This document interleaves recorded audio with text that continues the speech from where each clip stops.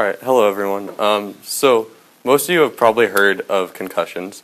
Many of you may have received one at some point in your life, and if you have, you know how awful they are. So for those of you who don't know, a concussion is simply just a bruise of the brain from an impact or some other injury.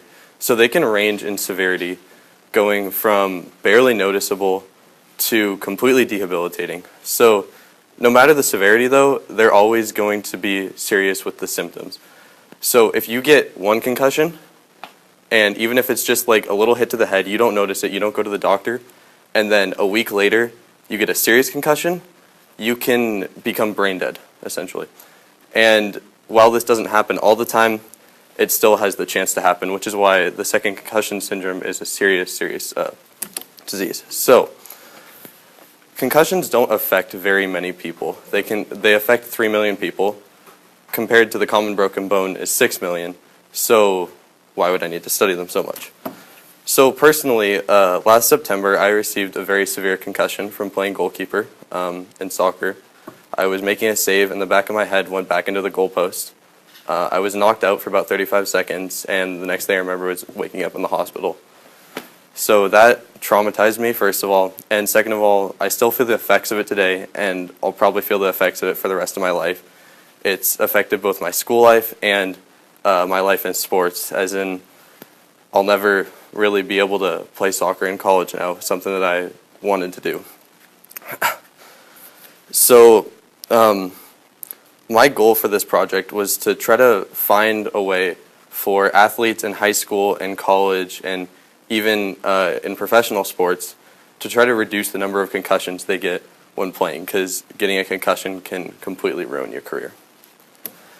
So I'll say it right now that there is no good situation for this. Like, you can't just say like, oh, this is the way to like reduce the number of concussions or whatnot. Like, I know for American football they have like reduced the number of contact practices in high school, college, and professional, which does help, but you have to find the fine line of, because if you don't train with contact the whole time, you won't be able to play it in games, and it'll make you more unsafe in games.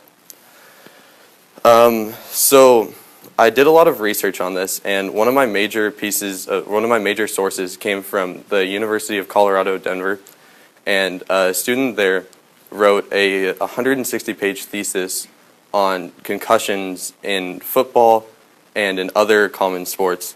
And one personal thing that I learned a lot more about is the whole system for college with getting documents that were written by the college. Like, it's a lot harder than you think, because I emailed an administrator there, and they kind of didn't get back to me for a while, and when I did, they were really like hesitant to give it to me, but after some emailing, they finally sent it to me, and that was where I got a lot of my research from.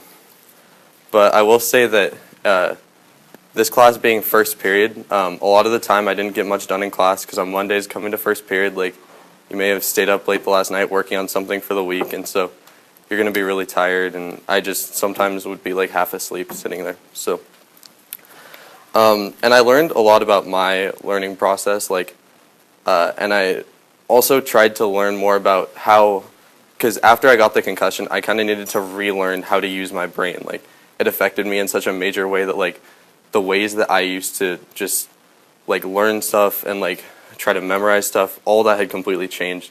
So I couldn't like learn as effectively anymore. So I had to relearn a way to do that. And one thing in this project that I did do was I learned how to more effectively relearn information, and I learned how to kind of get myself back on track. Thank you.